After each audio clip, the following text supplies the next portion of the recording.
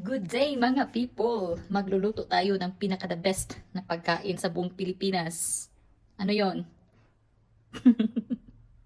Saging saba. Nakita ako ng saging saba kahapon sa my grocery kaya kumuha na ako. So, 3 piraso ito yung lunch natin today. Lutuin natin.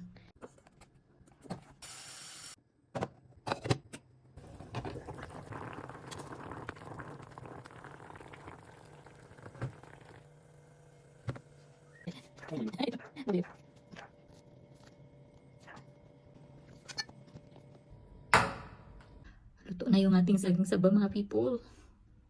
Tingnan nyo naman. Tapos sausaw lang natin sa asin. Kasi wala mang bagoong ako or ginamos ba. Sarap sana no yung ginamos.